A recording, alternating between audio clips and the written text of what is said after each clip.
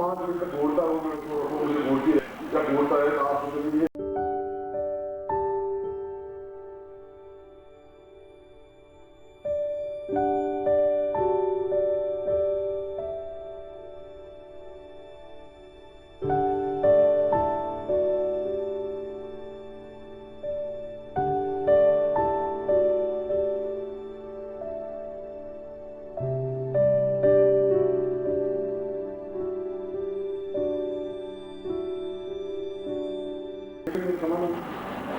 उसको तो 1 मिनट तक पूरा देखा मुझे आगे सेकंड आज मुझे कमाल बेगम के लिए 1 मिनट तक 2 मिनट तक 5 मिनट घूमने से ज्यादा सबसे नहीं जाए। सबसे इसके लिए सेकंड बहुत होता है। 1 सेकंड के बटन में दबाया पूरी लाइट हवा लगा दूंगा मैं, बस एक बटन से होना चाहिए और उसमें 1 सेकंड लगेगा और गलत बटन है 500 बात कुछ करने की लाइट में लगेगी। इसका मतलब है मैं एक बुलाऊंगा और 1 सेकंड काम बता दूंगा, मतलब आंख में ताकूं देखूं तो फर्क नहीं जब पाया। देख बस ये मतलब ये बात नहीं।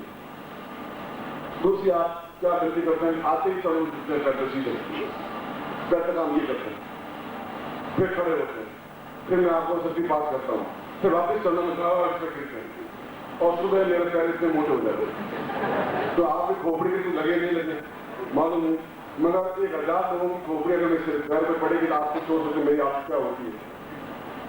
इसलिए आपसे नंबर निवेदन ये है कि आप चरणों पर बात नहीं करते हैं, क्योंकि ये लोहे की खोपड़ी मेरे पैर नहीं देते। आपकी आशीर्वाद है चरणों उंगलियों की हिसाब से नहीं देना बाद में, इसलिए आप पैरों में गिरने की जरूरत नहीं है। अभी आप जिस एक्टिविटी की एक्टिविटी की ठीक है, चरण करने में आपको मौका दो चरण करने का, उस मतलब लिए अपने साथ बैठ गए, क्योंकि उस मूड को वापस मुझे पकड़ना है।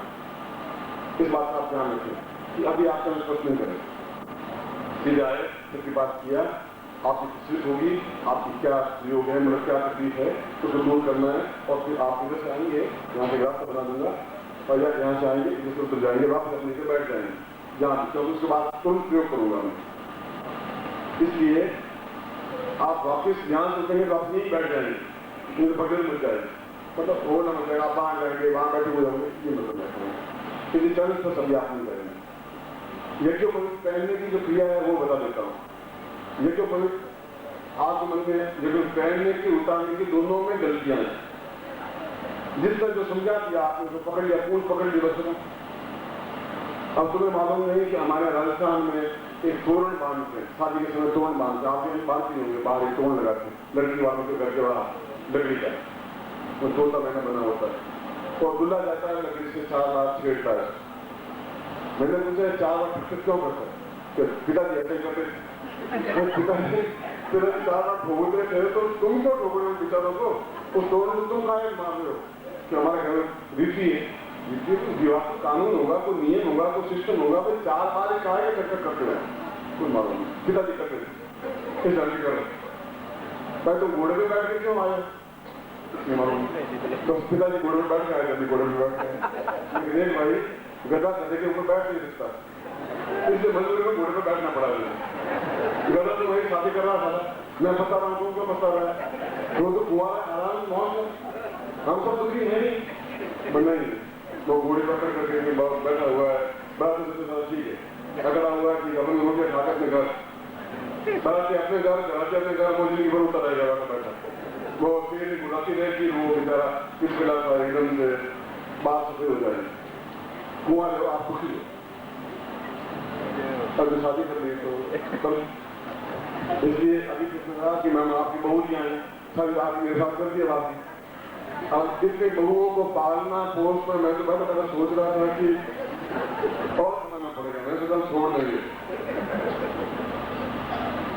चलिए कोई बात नहीं, भूखे भी रखूंगा, पहनाऊंगा, दुपट्टा पहनाऊंगा, आगे बहू जी बनाते रहूंगा, चिंता नहीं करूंगा, चिंता से क्या करें।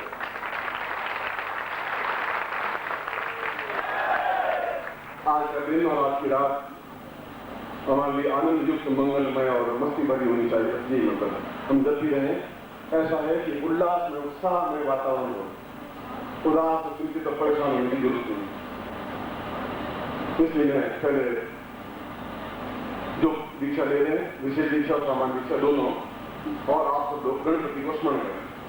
ओम सुमदस्तैकदन्तश्च कपितोऽवजकर्णकः लम्बोदरश्च विष्णुर्विनाशो विनायक धूम्रकेतुर्विनायकश्चो भारतन्द्रो गजाननः द्वादशैतानि नामानि अपरेषुमादपि विद्यारम्भेवाये च प्रवेशे निर्मेधा सङ्ग्रामे सङ्ग्रहे चैवाविमुक्तस्य न जायते शुक्लाम्बरधरं देवं श्रीवरणं दुर्गं प्रसन्नवदनं ध्यायेत् सर्वविघ्नोपशान्तये लाभस्तेषाञ्जयस्तेषान्तस्तेषान्तराजय येषां देवश्यामो अभिषिता दर्शन पूजितो यंत्राग्नि सर्व विघ्न हरस्मै करांति पतिये नमः श्रीमन्नारायणाधिपते नमः लक्ष्मीनारायणाभ्यां नमः उमामहेश्वराभ्यां नमः सुचिभृङ्गाभ्यां नमः मातृपितृगणेभ्यो नमः इष्टदेवताभ्यो नमः कुलदेवताभ्यो नमः ग्रामदेवताभ्यो नमः स्थान देवताभ्यो नमः वासुदेवताभ्यो नमः वाणीदेवताभ्यां नमः प्रतिपुरुषाभ्यां नमः सर्वेभ्यो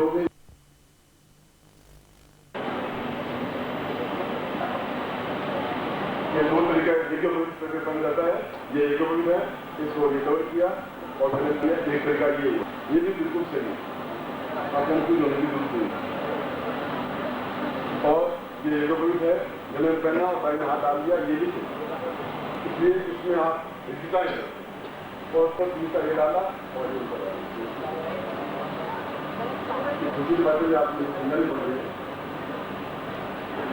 तो आप बहुत बहुत यज्ञों होता नहीं काम काम नहीं हुआ।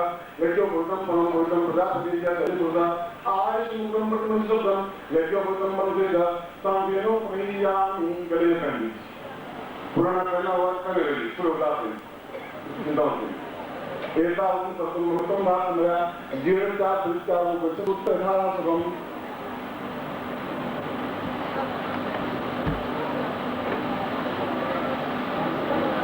प्राप्त ये तो अब आप गुरु प्राप्त करें। आज गुरु ब्रह्मा गुरु विष्णु गुरु देवो महेश्वर गुरु साक्षात् ब्रह्मा गुरु ज्ञान मूलम गुरु पूजा मूलम गुरुपदम मंत्र मूलम गुरु वाक्यम मोक्ष मूलम गुरु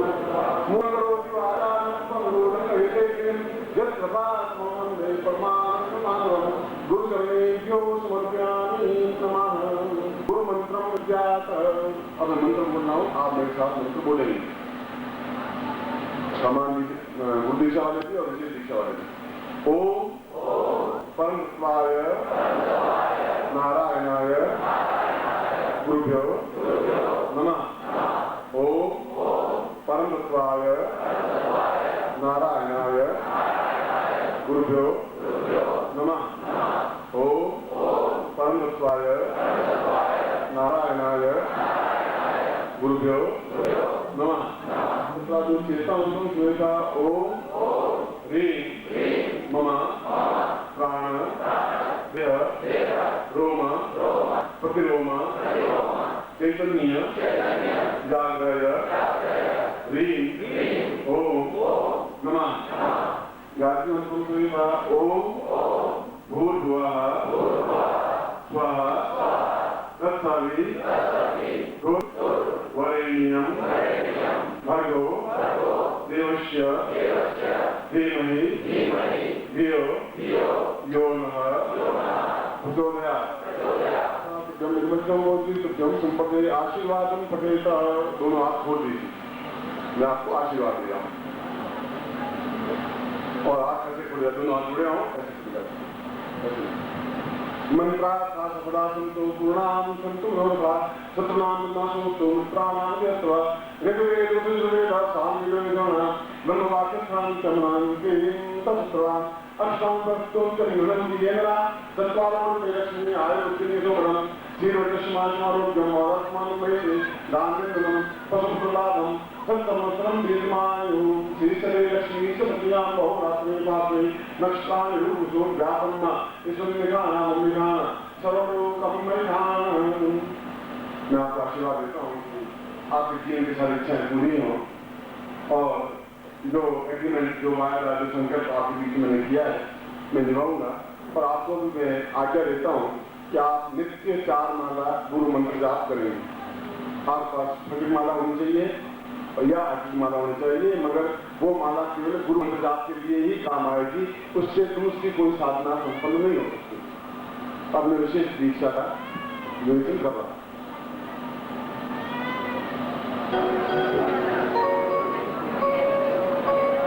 पूर्ण आरोग्य दीक्षा श्री कपिल देव।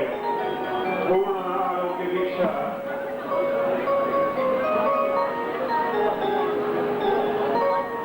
सर्वांग पूर्ण दीक्षा श्री श्रवण मुक्ता।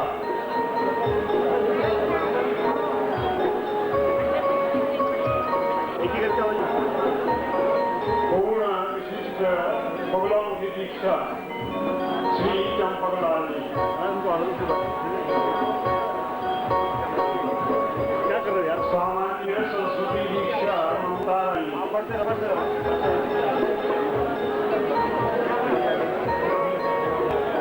ज्ञान दीक्षा विक्रम जी। ज्ञान दीक्षा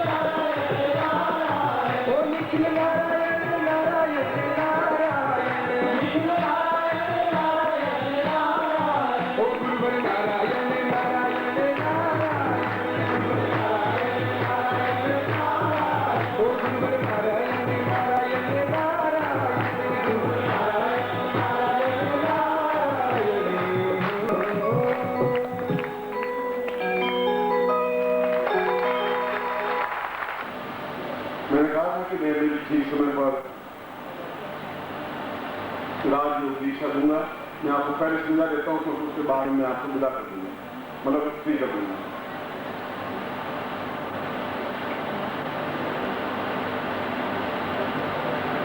हमारे जीवन में अभी मैंने आपके सामने बताया था कि जीवन की श्रेष्ठतम क्रिया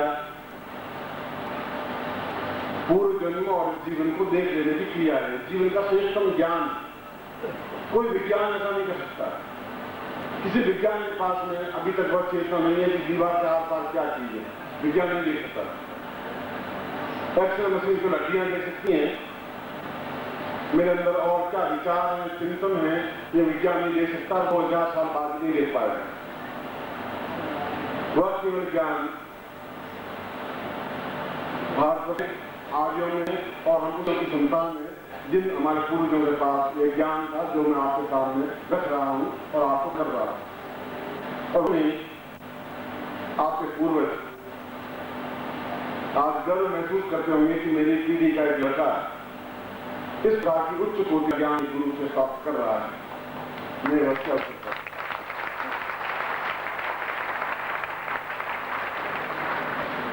और ये ब्रह्मांड भेदन क्रिया, मैंने बताया आपको कि इसलिए नहीं कि मैं ये बार बार आपको इंप्रेस करने के लिए कहूं कि मैंने कितना कष्ट उठाया है, इसलिए नहीं कह रहा।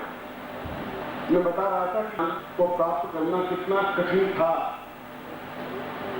जहां तरफ केवल जहाँ केवल गुलाम के जीवन जी रहे थे, जहाँ केवल हमें बाबू बनाया जा रहा था, और जो जीवन मेरा जवानी का जीवन था, यौवन का जीवन था, और यौवन और जवानी कम दिन होते हैं जीवन के। वे जीवन मैंने पत्थरों पर रगड़ करके बिताए, लंगोट धोकर के बिताए थे, उनके मालिश करते हुए बिताए थे। वो सारा 30 साल का जीवन उस हिमालय के कंदरों में बिताया था, इसलिए कि वह ज्ञान जीवित रह सके, जिंदा रह सके, चेतना युक्त रह सके। और ये आप लोगों को ऐसा लगा नहीं है, ये मेरा लक्ष्य था, मेरा चिंतन था। और ये चिंतन था सिद्धार्थम है, तो गोपीनाथ कविराज ने भी अपनी किताबों में ज्ञान गंज के बारे में बहुत कुछ लिखा है, आपने पढ़ा हो। तो ये होता है कि ये ज्ञान संसार के लोगों को देने से क्या फायदा होगा? हम गुफाओं में बैठे हैं, क्यों उनके बीच में जाए? उनको क्यों दें? क्या फायदा होगा? और आप क्यों तमाम जेल पे मान जा सकते हो?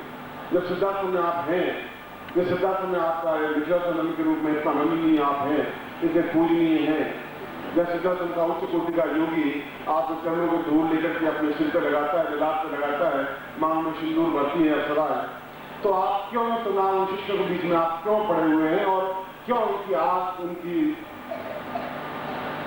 गालियां, उनका आलोचनाएं, उनकी आपत्तियां क्यों सहन कर रहे हैं?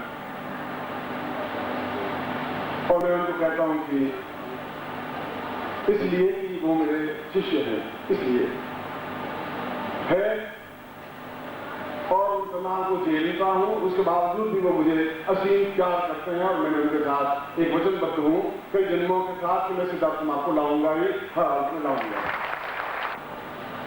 मैंने बताया आपको कि इसलिए नहीं कि मैं ये बार बार आपको इंप्रेस करने के लिए कहूं कि मैंने कितना कष्ट उठाया है, इसलिए नहीं कह रहा हूं। मैं बता रहा था कि ज्ञान को प्राप्त करना कितना कठिन था, जहां चारों तरफ केवल अंधकार था, अंग्रेजों का राज था, जहां केवल गुलामी का जीवन जी रहे थे, जहां केवल हमें बाबू बनाया जा रहा था, और जो जीवन मेरा एक जवानी का जीवन था, एक यौवन का जीवन था, और यौवन और जवानी श्रेष्ठतम दिन होते हैं जीवन के। वे जीवन मैंने पत्थरों पर रगड़ करके बिताए, लंगोट धोकर के बिताए थे, उनकी मालिश करते हुए बिताए थे। वो सारा 30 साल का जीवन उस हिमालय कंदराओं में बिताया था, इसलिए कि वह ज्ञान जीवित रह सके, जिंदा रह सके, चेतना युक्त रह सके। और ये आपको कोई एहसान मेरा नहीं है, ये मेरा लक्ष्य था, मेरा चिंतन था। और ये चिंतन था कि सिद्धार्थम है, तो गोपीनाथ कविराज ने भी अपनी किताबों में ज्ञान गंज के बारे में बहुत कुछ लिखा है, आपने पढ़ा हो। विशुद्धानंद जी ने अपनी ग्रंथ में उस ज्ञान गंज के बारे में या सिद्धार्थम के बारे में डिटेल में लिखा है कि मैंने स्वामी विवेकानंद वहां गया आया। परमहंस योगाचार्य की पुस्तक में भी सिद्धार्थम का वर्णन है, और मैंने भी अपने कई प्रवचनों में सिद्धार्थम के बारे में वर्णन किया है। और हर बार आपके साथ मैंने एग्रीमेंट किया है, हर बार आपके साथ एक ही बात दोहराई है कि मैं आपको सिद्धार्थम ले जाऊंगा ही।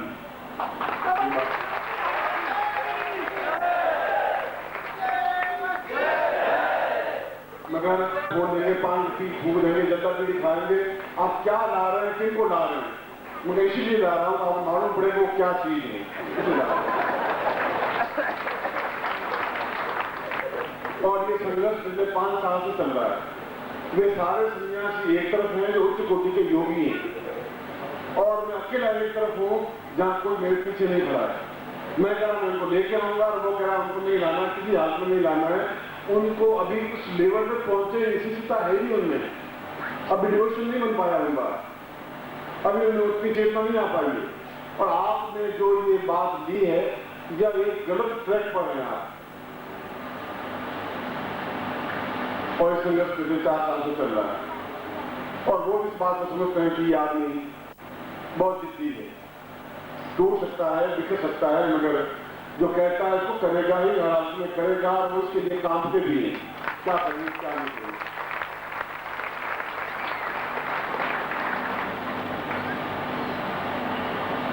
इसलिए हर बार मैं एक ही स्थिति पर खड़ा होता हूं कि देखें, जो गुरुदेव आज तक मैं अपने जीवन में एक गुरु और शिष्य की मर्यादा यह है कि अपने आंख उठा के गुरुदेव की तरफ देखा नहीं जाता, उनके चरणों की तरफ ही नजर रहती है। एक बार भी मैंने उनकी आंखों में ताक करके कोई बात नहीं की। उन्होंने कहा कि निखिल तुम क्या कर रहे हो, वहां के सब शिष्यों को यहाँ लेके आ रहे हो क्या? मैंने कहा गुरुदेव विचार तो यही, ये गलत नहीं है क्या? ये तो हो सकता है गलत हो, मगर मैं समझता हूं कि आखिर वो फिर किस प्रकार से आएंगे? क्या जटाजूट बनवा दो उनको, क्या उनकी दाढ़ी बढ़वा दो, जटा बढ़वा दो, मैं कपड़े पहना दूं, फिर ले आऊं, फिर आपको कोई दोस्त नहीं है। अगर ये मर्यादा के अनुकूल नहीं होगा तो मैं लात मार के उनको फेंक दूंगा। आप मेरे पर विश्वास करिए, ये मेरी जिम्मेवारी है।